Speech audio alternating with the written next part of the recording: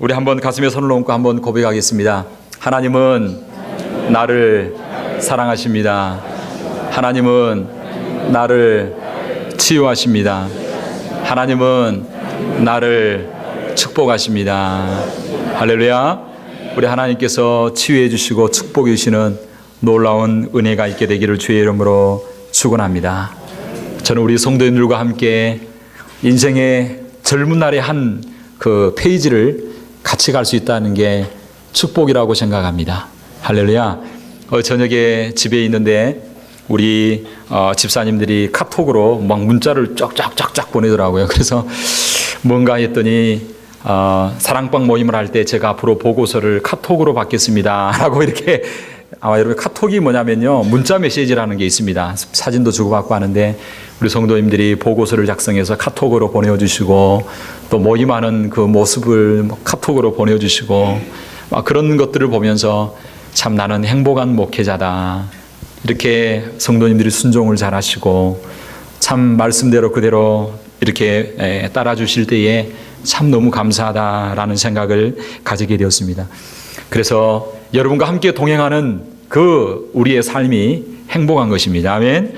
이 시간 주님과 함께 동행할 수 있는 저와 여러분 되기를 주의 이름으로 축원합니다. 한번 따라합시다. 산다는 것은 축복입니다. 할렐루야. 이 시간 여러분 이렇게 나오는 게 보통 은혜가 아닙니다. 하나님의 은혜로 이 시간 나왔는데 복된 시간이 되기를 바랍니다. 2011년도에 전 세계를 대상으로, 나라를 대상으로 행복지수를 이렇게 측정을 했습니다. 건강, 환경, 교육, 빈곤율 여러 가지를 가지고 채점을 했는데 세계에서 가장 높은 점수가 나온 나라가 있습니다. 그 나라가 어느 나라일까요? 예? 한국. 네. 꿈 깨시기 바랍니다. 한국이 아닙니다. 세계에서 가장 행복지수가 높은 나라는 세계에서 가장 못 사는 나라인 방글라데시였습니다. 2012년도 한국은 OECD 경제개발협력기구 가운데 가입된 나라가 34개 나라인데 우리나라가 몇이었냐면 32위였습니다. 34개 나라 가운데 32번째였습니다. 그러면 미국은 어느 정도일까요? 미국은 세계에서 가장 잘 사는 나라인데 미국은 32개 나라 가운데 17번째, 17위였다라고 하는 것입니다. 우리는 환경적으로 잘 사는데 만족이 없습니다. 행복하지 않습니다. 기쁨이 없습니다. 즐거움이 없습니다. 그래서 교회에 나와도 정말 얼굴을 보면 참 은혜가 넘칩니다. 우리 교회 성도들. 할렐루야. 그래서 은혜가 됩니다. 얼굴만 봐도 은혜가 됩니다. 얼마나 만족이 없냐면 우리 한국 사람들의 평균 웃는 시간이 하루에, 여러분 방금 조금 웃었잖아요. 그게 전부입니다. 웃는 게 한국 사람들의 웃는 하루 종일 파악을 했는데 웃는 게 몇 초냐면 초 단위로 갑니다. 초 단위로. 한국 사람들은요 90초 1분도 안 된다고 합니다. 하루 내내 사는데. 잠깐만요. 하루에 몇 초라고요? 네, 하루 종일 90초. 하루 종일 사는데 파악을 해보니까 90초밖에 안 되는 거예요. 그런데 걱정은 얼마나 하는가? 3시간 6분. 그러다 80평생 사는데 웃는 시간을 다 모아보니까 며칠 나오냐면요. 80평생 살 때 웃는 것을 다 모아보니까 30일밖에 안 되는 거예요. 30일. 그런데 걱정하는 시간은 몇 년인가? 연 단위로 갑니다.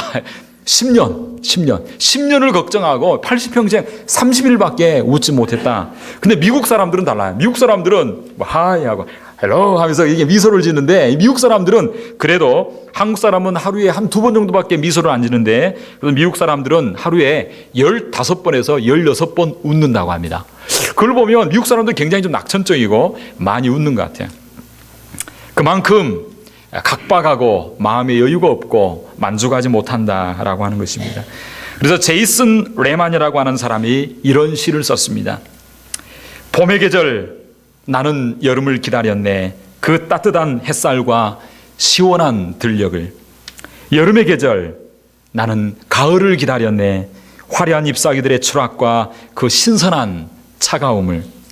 가을의 계절 나는 겨울을 기다렸네. 아름다운 흰 눈 그 연휴의 즐거움을. 겨울의 계절 나는 또 봄을 기다렸네. 그 따뜻함, 그 자연의 눈부신 그 소생함을. 어린이의 계절, 나는 성인됨을 기다렸네. 그 자유, 그 존경의 의젓함을. 20대의 계절, 나는 30대를 기다렸네. 그 성숙함, 화려한 변신의 때를. 그러나 중년의 계절, 나는 오히려 20대를 동경했네. 그 푸른 젊음과 자유의 시대를. 은퇴의 계절, 나는 중년의 때를 오히려 동경했네. 그 정성 어린 때, 땀 흘려 생의 한계에 도전하던 그 시대를. 그러나 나의 생은 다하고 나는 결코 나의 원하는 것을 하나도 갖지 못했다네. 사랑하는 성도 여러분, 이것은 무엇을 의미하고 있습니까? 인생을 살아가면서 어느 시점에서든지 한 번도 삶의 만족을 누리지 못하고 삶의 기쁨을 누리지 못했다라고 하는 것입니다. 무언가를 늘 갈망하고 동경했지만 그러나 인생이 끝나게 되었을 때야 깨달았다고 하는 것입니다. 내게 주어진 삶을 만족하고 감사해야 될 것을. 사랑하는 성도 여러분, 여러분에게 지금 가장 소중한 시간이 뭘까요? 여러분 빨리 예배 마치고 지금 풋볼 디비전 시리즈 보러 가야 되는데 그거 생각하지 마시기 바랍니다. 지금 가장 중요한 시간은 지금 예배 드리는 시간입니다. 아멘. 예배에 충실하시기 바랍니다. 가장 중요한 사람이 누군가? 예배 마치고 빨리 누구 만나서 밥 먹어야 되는데 그게 아닙니다. 가장 중요한 사람은 누구냐면 지금 이 자리에 이 시간 옆에 있는 사람, 지금 함께 한 공간에서 호흡하고 있는 이 시간이 가장 소중하고 의미 있는 시간입니다. 할렐루야. 한번 따라합시다. 사랑합니다. 축복합니다. 또 말만 한다. 또 말만 하지 마시고 서로 옆에 보시면서 진짜 고백하시기 바랍니다. 사랑합니다. 축복합니다. 할렐루야. 왜냐하면 지금 이 순간은요, 이 순간, 지금 이 순간은요, 잠시 잠깐 지면요, 없어집니다. 지나가 버리고 맙니다. 이 내게 주어진 시간을 사랑하고 섬기고 최선을 다하여 살아야 하는 것입니다. 그런데 사람들은 무엇인가 목말라하고 만족하지 못하고 늘 갈증을 느끼고 살아가는 우리들의 모습을 아까 그 시는 이야기하고 있습니다. 하나님은 우리가 이처럼 늘 불만족스러운 삶을 살도록 만들지 않으셨습니다. 하나님 우리를 만드시고 난 이후에 보시기 심히 좋았더라, 너무너무 좋았더라 라고 말씀하고 있습니다. 우리는 참으로 만족한 삶, 감격이 넘치는 삶, 그래서 이렇게 고백할 수 있는 삶 산다는 것은 황홀합니다. 그 고백을 한 사람이 일본 사람인데 두 다리가 없고 왼손이 없고 오른손 손가락 두 개밖에 없는 분이 그렇게 고백하고 있습니다. 따라합시다. 산다는 것은 황홀합니다. 이러한 삶을 회복하기를 원합니다. 사랑하는 성도 여러분, 그렇다면 우리는 어떻게 해야 부족함이 없는 삶, 황홀한 삶, 만족감 있는 삶. 그래서 오늘 시편에 이야기한 것처럼 여호와는 나의 목자시니 내가 부족함이 많습니다. 그게 아니라 여호와는 나의 목자시니 내가 부족함이 없으리로다. 할렐루야. 부족함이 없는 만족한 감격한 삶을 살아야 합니다. 그렇게 하려면 우리는 어떻게 해야 되겠습니까? 우리는 어떻게 해야 만족함이 있는 그런 감격의 삶을 살아갈 수 있을까요? 그렇게 하려면 첫째로 우리가 해야 될 것이 있습니다. 그것은 여호와 하나님을 나의 목자로 삼아야 된다라고 하는 것입니다. 할렐루야. 따라합시다. 여호와 하나님을 나의 목자로. 할렐루야. 여호와 하나님을 나의 목자로 삼는다는 것은 하나님을 내 인생의 주인으로 삼는다는 것입니다. 내가 내 인생의 주인이 되면요, 행복이 없습니다. 모든 것을 내 중심으로 생각합니다. 내가 관심 있는 것 채워지지 않으면, 나에게 관심 보여주지 않으면, 내가 원하는 것 해주지 않으면, 내가 성취하는 것, 내가 바라는 게 얼마나 많습니까? 그런데 누가 알아줍니까? 자기 혼자밖에 생각 안 하죠. 모든 사람들이 내 만족을 채워줄 수가 없습니다. 만족이 없습니다. 내가 내 인생의 주인이 되어서는 안 되고 여호와 하나님이 내 인생의 주인이 되어야 될 줄로 믿습니다. 물질이 내 인생의 주인이 되어서는 안 됩니다. 물질은 있다가도 없어지는 것입니다. 권위와 권력이 있다가도 없어지는 것입니다. 그것 때문에 내가 좌지우지 되어지는 그런 인생이 되어서는 안 됩니다. 여호와 하나님이 내 인생의 목자가 되기를 주의 이름으로 축원합니다. 여호와 하나님이 내 인생의 목자가 되기 위해서는 어떻게 해야 되는가? 오늘 성경은 그것을 이야기하고 있습니다. 따라합시다. 여호와는 나의 목자시니 여호와 하나님을 나의 목자로 삼으려면 어떻게 해야 되는가? 내 인생의 최고의 우선순위, 내 인생의 최고의 관심, 내 인생의 최고의 가치를 하나님께 둬야 됩니다. 할렐루야. 그래서 오늘 시편에 보니까 이 다윗이 자기의 삶을 고백하는데, 인생의 노년에 왕이 되고 난 이후에 모든 것을 누리고 난 이후에 그가 고백합니다. 여호와는 나의 목자시니. 삶에 제일 먼저 나왔던 단어가 뭐냐면, 따라합시다. 여호와. 여호와. 오늘 성경에 여호와는 나의 목자신이라고 고백할 때 여호와라고 하는 단어가 제일 먼저 나온 것은 우연이 아닙니다. 성경에 기록된 말씀 1.1핵은 하나님의 계획과 의도와 뜻 가운데 기록된 말씀입니다. 여호와 하나님이라고 하는, 여호라고 하는 그 단어가 제일 먼저 나온 것은 다윗의 삶 가운데 그의 최우선 순위가 무엇이고, 그의 삶의 중심이 무엇이고, 그가 무엇을 추구하고 살아가고 있고, 그가 무엇을 바라보고 살아가고 있는가를 우리에게 말씀해 주고 있습니다. 여호와가 여러분의 삶 가운데 제일 앞설 수 있게 되기를 바랍니다. 여호와 하나님을 앞세우고 나아갈 수 있는 저와 여러분 되기를 바랍니다. 할렐루야. 여호와. 여러분 눈 뜰 때 제일 먼저 무슨 이야기를 하나요? 먼저 여보 밥 줘, 그렇게 이야기하나요? 우리가 제일 먼저 일어난 첫 단어의 우리의 말이 여호와 하나님. 할렐루야. 우리 인생의 마지막 눈을 감을 때 첫 단어와 마지막 단어가 하나님이어야 될 줄로 믿습니다. 여러분 노력해 보시기 바랍니다. 일어날 때 제일 먼저 말을 하나님 사랑합니다. 저녁에 잘 때 제일 마지막에 한 말 하나님 사랑합니다. 그렇게 고백할 수 있는 저와 여러분이 되어야 될 줄로 믿습니다. 여호와 하나님을 내 삶의 목자로 모시기 위해서는 여호와 하나님을 내 삶의 최우선 순위에 모시고, 내 앞자리에 세우시고, 내 삶에 앞세우시고, 그 여호와를 따라갈 수 있는 저와 여러분이 되어야 될 줄로 믿습니다. 우리의 삶의 주인이 누구인가? 바로 여호와 하나님이라고 고백할 수 있는 저와 여러분이 될 것을 오늘 성경 본문은 이야기하고 있습니다. 여호와 하나님을 나의 목자로 삼되 그 여호와 하나님이 어떤 분인가? 오늘 성경은 여러 가지 하나님에 대한 단어들이 많습니다. 우리가 새벽에 살펴보면 엘로힘이라고 하나님이 나옵니다. 그리고 여호와 이레의 하나님을 우리가 만났습니다. 엘샤다이 하나님을 만났습니다. 그런데 오늘 성경에 보면 이 하나님을 무엇이라고 우리가 이야기하고 있냐면 여호와는 나의 목자신이라고 이야기하고 있습니다.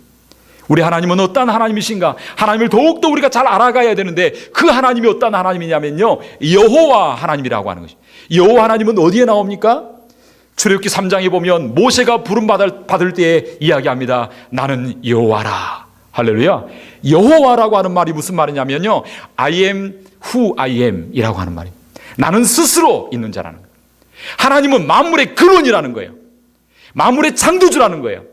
그분은 그 누구도 간섭할 수 없는 그러한 영원 전부터 영원까지 홀로 자존하신 하나님, 변함이 없으신 하나님, 초월적인 하나님, 능력의 하나님이라는 거예요. 할렐루야. 이 하나님을 더욱더 깊이 있게 알아갈 수 있는 저와 여러분이 되기를 주의 이름으로 축원합니다. 그래서 여호와는 라고 말하면서 그 능력의 하나님이, 그 초월적인 하나님, 그 위대하신 하나님, 스스로 계신 하나님, 창세전부터 만대까지 계신 모든 것의 주인이신 그 하나님이 뭐라고 이야기하냐면 그 하나님이 누구라고요? 여호와는, 따라합시다. 여호와는 나의 목자시니. 할렐루야. 그 하나님이 누구의 하나님이냐면 나의 하나님이라, 이렇게 고백하고 있습니다. 사랑하는 성도 여러분, 우리의 삶 가운데 참된 만족 있는 삶, 감격과 기쁨이 넘치는 삶을 살려면 어떻게 해야 됩니까? 이 여호와 하나님, 능력의 하나님, 절대적인 하나님, 초월적인 하나님, 스스로 계신 하나님, 온 우주 만물의 주인 되신 그 하나님이 바로 나의 하나님이라고, 나의 목자라고 고백할 수 있는 저와 여러분이 되어야 될 줄을 믿습니다. 할렐루야. 그런데 교회는 다니지만 삶의 주인이 바뀌어지지 아니하고 내가 주인이 되고 하나님을 내 마음대로 조정하려고 하는 그런 인생을 살아가고 있지는 않은지, 우리는 그 주인 되신 하나님을 인정하고 그분이 나의 목자가 되심을 우리는 고백하며 나아갈 수 있는 저와 여러분이 되어야 될 줄로 믿습니다. 여기서 목자라고 할 때, 여호와는 나의 목자라고 할 때 여러분 감이 안 오죠? 그저 목자인가 보구나라고 생각할지 모릅니다. 저도 어릴 때 저희 집에는 소가 없었습니다. 저희 집에는 소가 없었습니다. 왜냐하면 소가 있는 집은 부자 집이죠. 그래서 소 하나 있으면 팔아서 대학도 가고 학교 공부도 하고 그랬었습니다. 저희 집에는 소가 없고 저희 큰 집에 소가 있었습니다. 그래서 큰 집 소를 학교 갔다 오면 이렇게 소를 먹이고 그렇게 했습니다. 그리고 소를 먹이러 갔다 오면 큰어머니나 할머니가 용돈을 뭐 20원씩 이렇게 주죠. 10원, 20원 주면 그걸 가지고 맛있는 거 사 먹기도 하고 또 그렇게 했었습니다.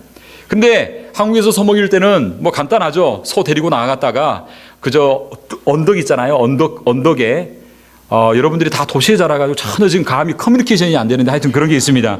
하여튼 뭐 소를 데리고 언덕에 놓고 있잖아요. 소 그 꽃비를 머리 그 소 뿔에 묶어 놓으면 됩니다. 그러면 지 혼자 이쪽 뚝에서 저쪽 뚝으로 왔다 갔다 이렇게 하게 되죠. 그리고 저녁에 배가 안 불렀다 그러면 방법이 있습니다. 데리고 물을 가득 먹이면 이게 이제 그 배가 불러집니다. 이제 그런데 우리는 이렇게 소를 먹였는데요. 그러다가 가끔 소를 잊어먹어가지고 죽을 고생을 더 이렇게 하게 되죠. 한참 찾았는데 소가 안 보이는 거예요.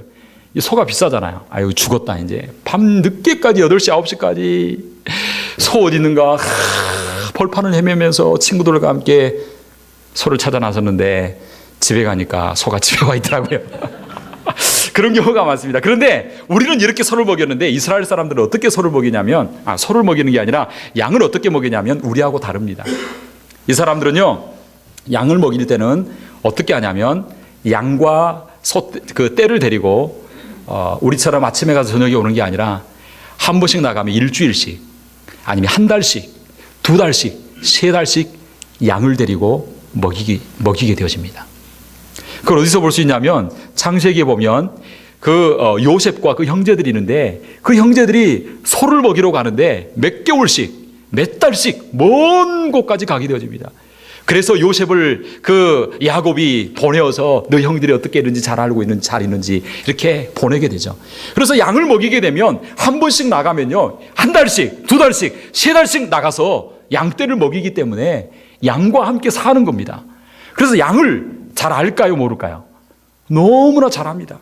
양을 추울 때는 품고 자기도 하고, 그래서 양과 함께 한두 달 같이 숙식을 하고 먹고 살기 때문에 양과 이 목자와의 관계는요, 뗄래야 뗄 수 없는 뭐라고요? 대답을 뗄래야 뗄 수 없는, 맞습니다. 뗄래야 뗄 수 없는 관계입니다. 그래서 우리 집에서 강아지를 기를 때 강아지가 다 알잖아요. 누가 오면 벌써 꼬리치고 알잖아요. 그죠? 그와 마찬가지로 정말 목자와 양과 관계는 너무나 친밀하고 아름다운 관계입니다. 그런데 그 하나님, 그 위대하신 하나님, 그 초월적인 하나님, 그 전능하신 하나님, 그 어미하신 하나님, 그 능력의 하나님, 모든 것의 주인 되신 그 하나님이 나의 뭐라고요? 목자라고 하는 것은요, 어마어마한 인격적인 관계 가운데 들어가는 것입니다. 하나님과 이런 관계가 되기를 주의 이름으로 축원합니다. 하나님이 멀리 계신 하나님, 나와 상관없는 하나님, 교회만 있는 하나님, 그런 하나님이 아니라 내 삶 가운데 개입하셔서 나의 필요를 아시고 나의 형편을 아시고 돌보시고 지키시는 그 목자, 이 하나님을 그러한 친밀한 관계 가운데 거하는 목자라고 이야기하고 있습니다. 하나님과 여러분과의 관계가 이러한 목자의 관계가 되기를, 목자와 양의 관계가 되기를 주의 이름으로 축원합니다.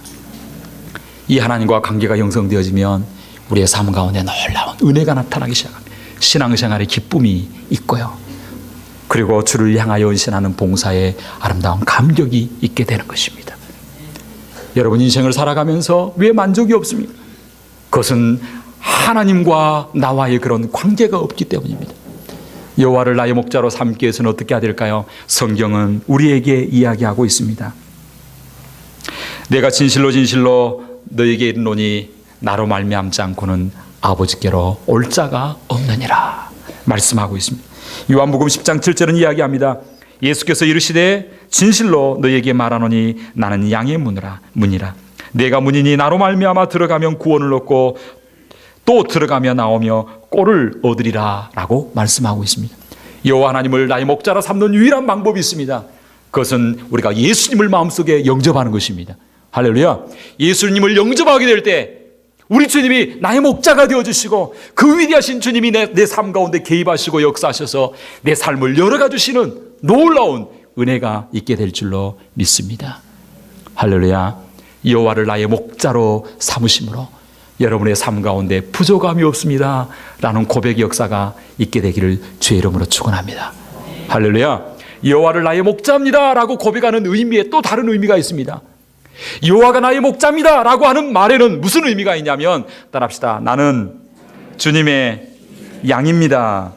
양이라고 하는 것입니다. 하나님이 나의 목자다 라고 하는 것은 나는 양이다 라고 하는 것을 선언하는 것입니다. 다윗은 그렇게 선언하고 있습니다. 하나님 앞에 나는 양입니다 라고 이야기하고 있습니다. 사실 다윗이요, 굉장히 위대한 왕입니다. 그가 자랑할 것도 많습니다. 내세울 것도 많습니다. 권력이 있고 힘이 있고 왕궁이 있고 군대가 있고 물질이 있고 얼마나 많은 것을 소유했는지 알 수 없습니다. 그런데 그처럼 모든 것을 가졌던 왕 다윗이 고백합니다. 나는 주님 앞에 한 마리 양입니다. 양이란 말이 무슨 말일까요? 다윗은요, 양을 너무너무 잘합니다. 여러분 양 보신 적 있나요? 보신 적 있나요? 동물원에서 보셨죠? 직접 보셨어요? 대단하시네요. 네, 직접 이렇게 보시다니요. 그래서 양은 여러 가지 몇 가지 특징이 있다라고 합니다. 양은요, 첫째로 멍청합니다. 그래서 좀 죄송하지만 이 양은 기억력이 IQ가 굉장히 떨어진 그러한 동물이라고 합니다. 그래서 자기가 왔던 길도 모르고요. 아까 이야기했죠. 소는 자기 집을 잘 찾아가더라고요. 나는 소가 눈이 커서 겁이 많고 조금 머리가 떨어진 줄 알았어요. 그런데 그게 아니라 소가 얼마나 자기 집을 잘 찾아간지 몰라요. 그런데 양은 그렇지 않다라고 합니다. 개나 고양이도 자기 집을 찾아갈 줄 아는데 양은 절대로 자기 집을 못 찾아갑니다. 그래서 목자가 인도해 주지 않으면 길을 모릅니다. 길을 잃어버립니다. 여러분, 기회가 되면 팔레스틴이나 이 이스라엘 지역을 여행해 보면 알겠지만 가끔 가다 보면 사막 가운데 마른 양들이 말라있는 미나들이 양들이 있다고 합니다. 길 잃어먹어가지고 사막에서 말라 죽은 양들입니다. 갈 길을 모르기 때문에 그렇다라고 하는 거예요. 이 양은요, 이 머리가 나쁩니다. 그리고 양의 특징이 뭐냐면 또 자기를 스스로 보호할 만한 어떤 능력이 없습니다. 뭐 이빨이 강한 것도 아니고 뭐 이빨이 강해가지고 물어뜯거나 아니면 뒷발이 강해서 뭐 발로 차거나 그렇게 하지도 못합니다. 단지 잘하는 게 있습니다. 매 소리 지르는 겁니다. 그래서 매 소리 질러가지고 늑대가 와서 얼큰이 하고 잘 먹기 쉬운, 잡아먹기 쉬운 동물이 바로 양입니다. 그 다음에 이 양은 또 뭐냐면 자기들끼리 있으면 굉장히 경쟁심이 많습니다. 그래서 양들은 특별히 머리로 잘 받고 막 그렇다고 그러더라고요. 그래서 우두머리한테 잘 순종하지 않는, 그래서 우리 한국의 개 가운데서 특별히 진돗개가 아주 특징이 있는데 진돗개는 절대로 권위를 인정하지 않습니다. 그래서 어저께의 대장이 오늘의 대장이 아닙니다. 그래서 진돗개는 어저께 졌다 그러면 오늘 또 싸워서 니 죽나 보자 그렇게 해가지고 끝까지 싸워서 졌다고 해도 또 내일 또 싸운다고 합니다. 그래서 이 진돗개의 근성이 굉장히 무서워서 이 경찰견으로 사용할 수 없다라고 합니다. 근데 양도 마찬가지입니다. 양이 얼마나 경쟁과 시기심이 많은지 그냥 같이 있으면 치고받고, 그래서 꼭 양이 누구하고 똑같냐면 성도와 똑같습니다. 가만 놔두면 치고받고 뭐 수근수근하고 뒷발질하고 그리고 뭐 이런 일들이 참 많은 경우가 굉장히 많습니다. 근데 양의 특징이 뭐냐면 목자가 딱 오면 절대 권위 앞에 순종하는 거예요. 딱 순종하고 평정이 된다라고 하는 것입니다. 이 양의 특징이 뭐냐면 또 뭐가 많아요.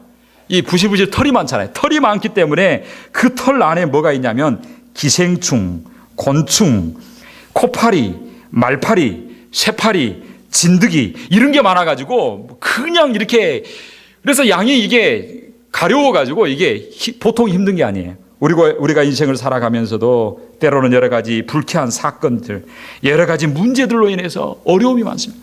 성령께서 기름 부으실 때 치유가 일어나고 회복이 일어나게 될 줄로 믿습니다.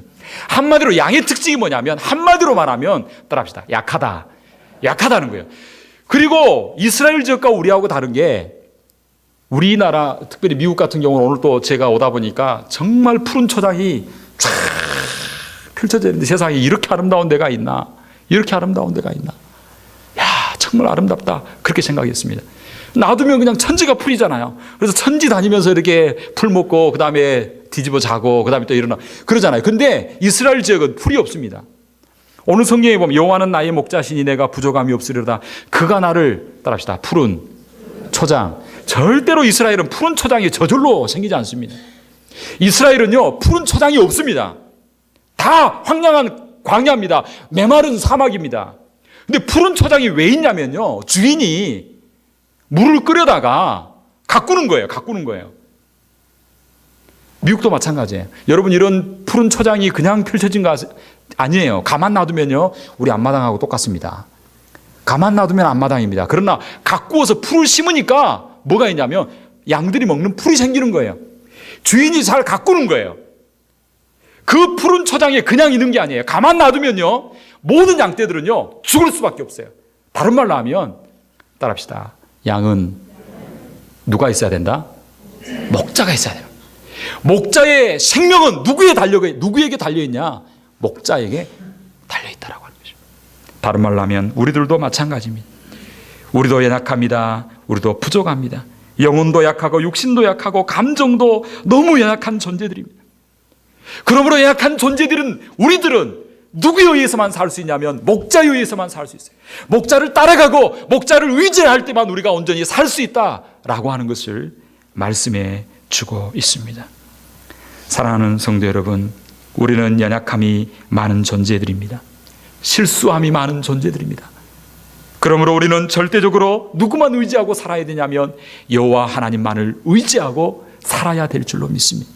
한 나라의 왕이었던 다윗도 고백하고 있습니다. 나는 한 마리 어린 연약한 양입니다. 저와 여러분들도 그처럼 하나님 앞에 고백할 수 있어야 될 줄로 믿습니다. 나는 연약한 양입니다. 하나님 없이는 살 수 없습니다. 하나님 떠나서는 살 수 없습니다. 오직 하나님의 은혜로 삽니다 라는 그런 고백을 할 수 있는 저와 여러분이 되어야 될 줄로 믿습니다. 하나님을 나의 목자로 삼고 내가 양임을 인정하고 그리고 양으로서 온전히 목자의 인도하심을 따라서 순종하고 나아갈 때 마음에 기쁨이 있습니다. 할렐루야. 여러분이 뭐 풀 찾으러 다니려고 애쓰지 마시기 바랍니다. 여러분이 뭐 물 찾으러 다니려고 애쓰지 마시기 바랍니다. 목자만 따라가면 됩니다. 할렐루야. 마치 우리 막냉이가 아빠 내일 먹을 쌀 있어? 아빠 쌀 떨어졌어? 성령이가 막내가 그렇게 말하는 거하고 똑같아. 걱정 마. 너는 엄마 아빠만 바라보면 돼. 괜히 걱정하지 마시고 여호와 하나님만 의지하고 그 품에 안겨서 그분의 인도하심을 따라 그분의 순종함을 그분에게 순종하며 나아갈 수 있는 저와 여러분 되기를 주의 이름으로 축원합니다. 고집을 피우면 안 됩니다. 고집 피우면 어떻게 하는 줄 아세요? 막대기를 어떻게 한다고요? 사정없이 어떻게 해요? 내리칩니다. 여러분 매맞지 마시고 말씀 가운데 잘 순종해서 우리 주님께서 푸른 초장으로 인도해 주시는 그 인도하신 가운데 부족함이 없습니다 라고 고백하는 놀라운 역사가 있게 되기를 주의 이름으로 축원합니다. 앞으로 생애가 그 목자 되신 주님이 여러분을 이끄심으로 여러분의 생애가 우리 주님으로 말미암아 기적이 나타나게 되어지고 우리 주님으로 말미암아 인생이 펼쳐지게 되어지는 그런 아름다운 놀라운 간증거리들이 일어나게 되기를 주의 이름으로 축원합니다. 디비전 시리즈가 있어서 12시 안에 마치도록 그렇게 하겠습니다. 다 같이 기도하겠습니다. 기도할 때 하나님 여호와 하나님만을 나의 목자로 삼게 하시고 나는 어린 양으로 늘 주님의 인도하심과 주님의 이끄심에 따라 순종하며 살아가는 저희들 되게 해 주옵소서. 그래서 부족함이 없습니다. 만족합니다. 감사합니다. 그런 아름다운 고백의 역사가 우리의 삶 가운데 일어나게 되기를 이 시간 함께 합심하여 한번 기도하기로 합니다. 기도하겠습니다. 살아계신 하나님 아버지 감사합니다.